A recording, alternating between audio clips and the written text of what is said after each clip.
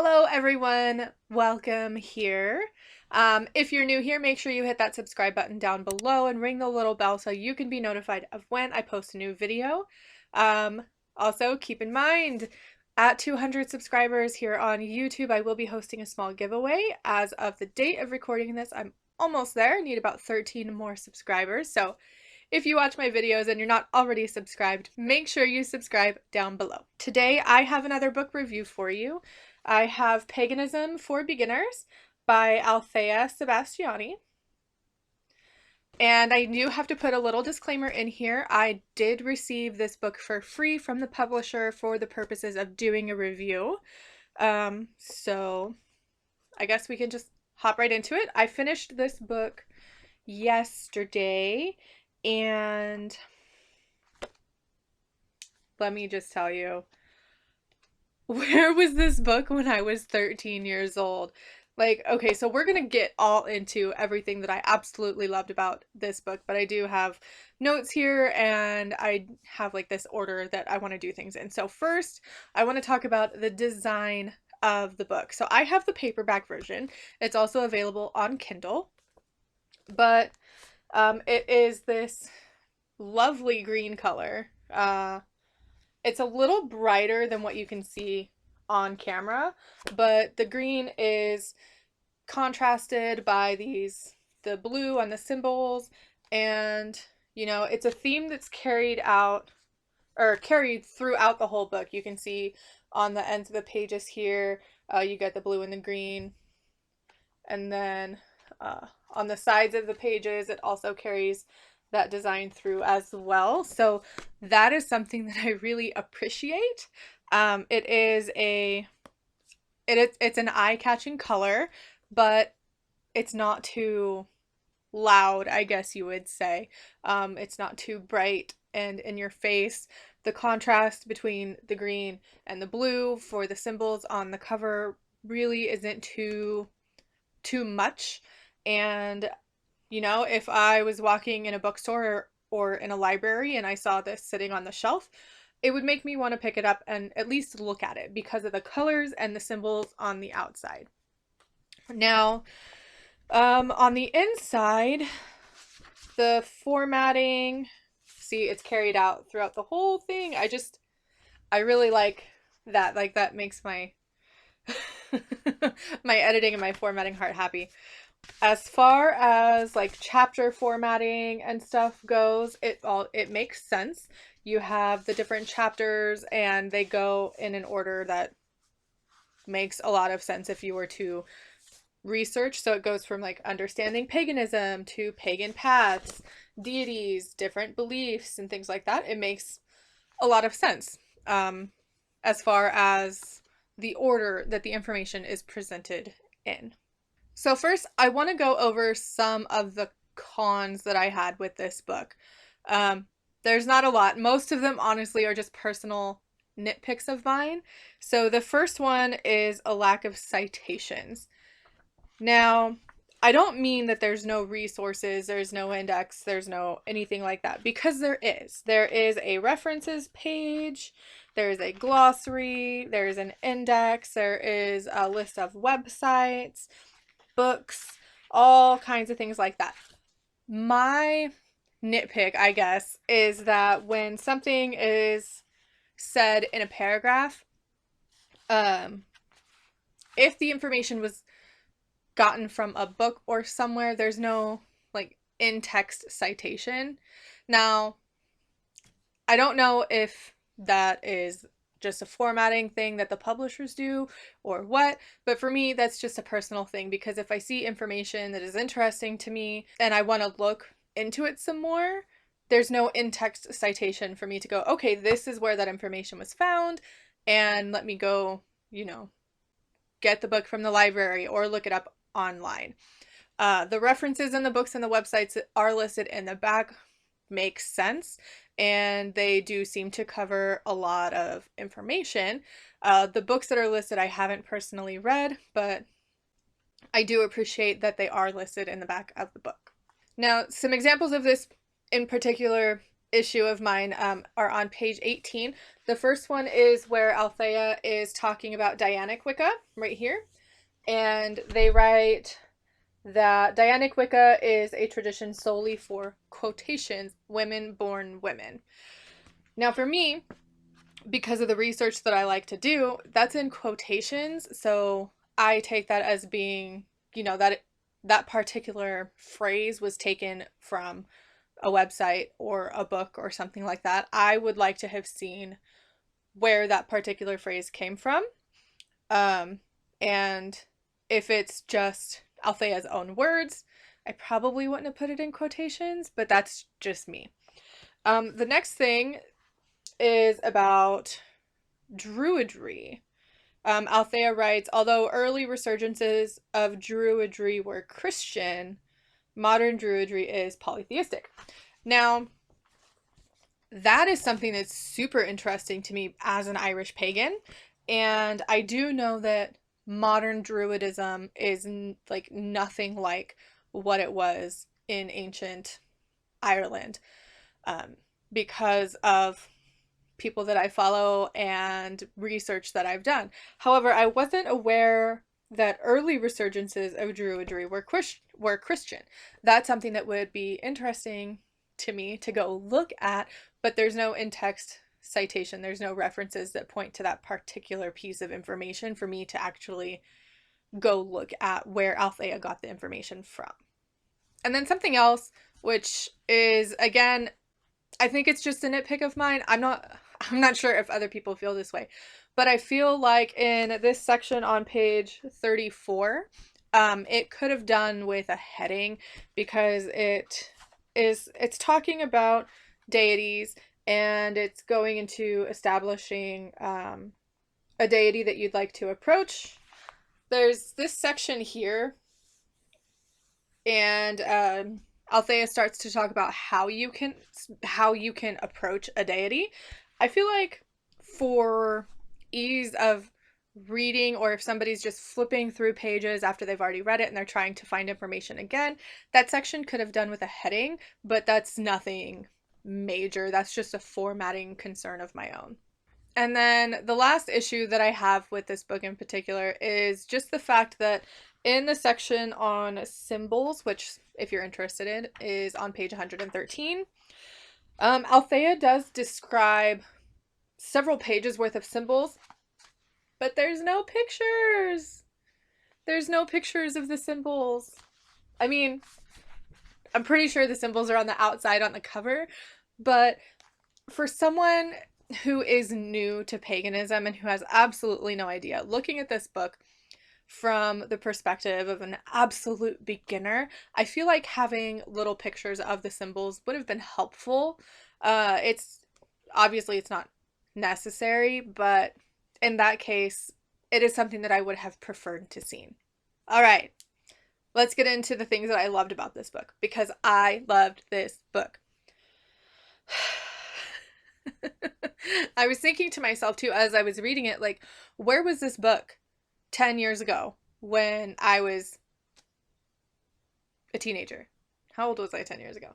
Anyways, where was this book when I was a teenager, when I was first discovering paganism? This book is fantastic. So let me tell you a few reasons why I think it's fantastic. So the first thing that I liked about this book is that it was really easy to read. There weren't a lot of complex words or complex paragraphs, and if there was an unfamiliar word or a word that was new that a beginner might not know of, there was an explanation or a definition. I also really appreciate the fact that there is an index at the back of the book as well as a glossary. I also really like the fact that this book is not Wiccan-centric whatsoever. The book is titled Paganism for Beginners, and that's exactly what it is. Althea does a great job of detailing several different pagan paths, and they make sure to let the reader know that while all of these traditions or religious sections of paganism are all paganism, not every tradition is going to be the same, and not every tradition is going to have the same practices, beliefs, or even be included in the book because there's just so much. I also appreciate in one of Althea's sections called the Pagan Way, they do say that each tradition speaks for themselves, but there are several different commonalities within many pagan traditions, and they do go through and list some of them, and they include like blessedness, a holistic worldview, inclusivity, integrity, freedom of choice, personal responsibility, spirituality. And then there's this nice section called Pagan by Law, which I think is really important for a lot of people to understand. Um, and Althea does mention that this information is relevant to the United States because that's where they are from. And you would need to look up the different laws in your own country or state, wherever you live. I also really appreciated how Althea touched on the idea of cultural appropriation. Because if you've been in the pagan community for any amount of time, you will know that cultural appropriation can become a problem. And a lot of the time it stems from misinformation or a lack of education and just ignorance in general. And I feel like it's a really important thing that Althea included in their book because it's a book for beginners. So if the beginner pagan is made aware of cultural appropriation and cultural sensitivity at the beginning of their education, then we are more likely to see less cultural appropriation as the years go on, as long as those beginner pagans are educated about it at first.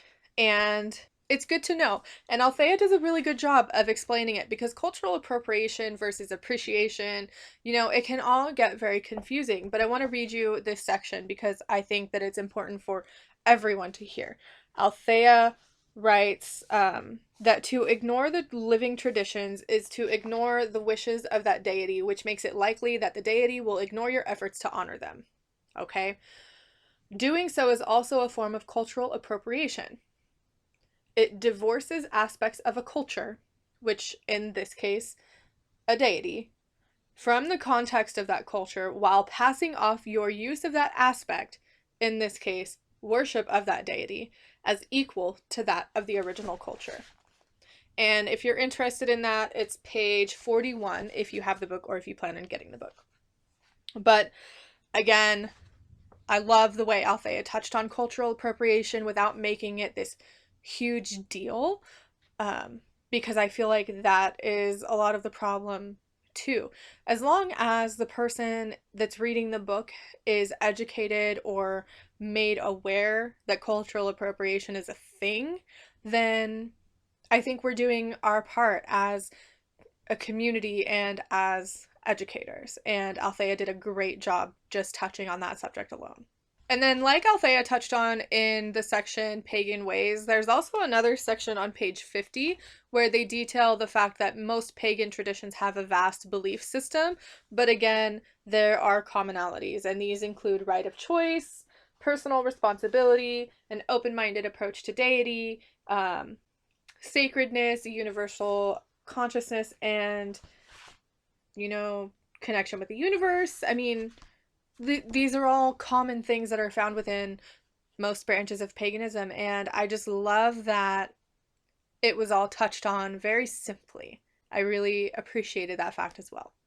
And then in the entire chapter on magic, I feel like that is something that is missing from a lot of beginner books, is the spiritual aspect of it and the sort of like, how does magic work and when do we use magic and what is what even is magic? What are spells?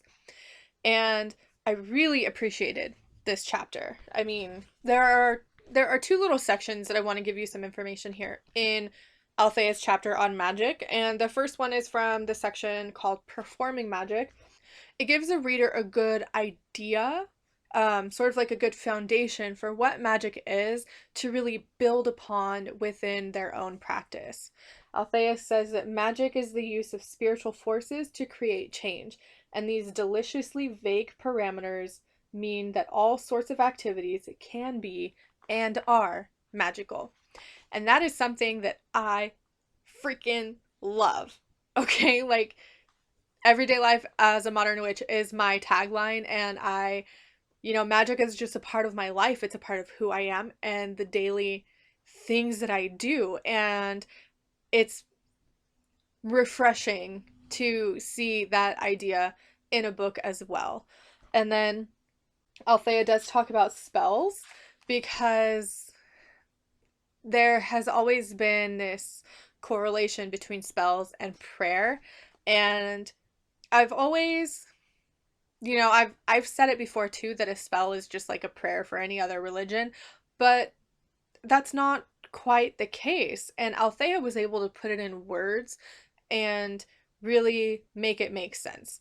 They said that it is important to note that spells are not the same as prayers, though it was once common to compare the two. The difference comes down to basic mechanics. With a spell, the burden of success rests entirely on you. And then they go on to say that with a prayer, it's essentially you're putting faith in someone else to take the action. And that's a really important distinction, I think, that needs to be made in more beginner paganism books, especially when witchcraft and magic are discussed. And then I never thought I would be so excited to pick up a paganism for beginners book and not see one spell. There are no spells in this book. This is not a how to cast spells book. This book is inclusive to all walks of life. There are no gendered elements and crystals and stones and herbs. There's none of that within this book. And that's part of what makes this book so great. And this book really makes it known that paganism is for anyone. Paganism is welcoming to you. If you are cis, trans, non-binary, it doesn't matter. And I just, there are so many words in my head for this book, but this book is perfect, in my opinion, for anyone who is just starting out in paganism, who is looking for something that's not just witchcraft on its own, and that is not just Wicca. I mean, Wicca is mentioned in this book because it is considered a pagan religion, but the information that's presented in this book is not Wicca-centric. And that's very apparent when things are talked about like deities and the different traditions and the symbols and tools. But it's also very apparent in the section that Althea writes about the Wheel of the Year. They do make mention that the Wheel of the Year that we see in modern times does come from Wicca, but following the Wheel of the Year has been adapted for most modern pagan traditions to be more intuitive and more in line with the deities that particular tradition will follow. For example, for me in my area, my seasonal changes here in Central Oregon don't always align with the astronomical events of equinoxes and solstices. So I have the freedom to really move my celebrations around to be more in tune with the world around me. And I think that's really important. So overall, I would definitely recommend this book, especially to those who are just beginning on their pagan path. I would even recommend this book to someone who's been pagan for a while because it has some good information in it, and it also has some stuff in it that might make you think. This is going to be a book that I hold on to. This book is staying with me. So again, yes, I do recommend this book, and I hope you found this review helpful. If you have any questions about the book, that's something maybe that I didn't touch on in my review, because I feel like my review was very scatterbrained, leave them in the comments below or send me a message on Instagram or something, and I will do my best to answer your question about the book. Again, I will leave a link in the description to Amazon where you can buy the book on Kindle or on paperback. So until next time, everyone, bye for now.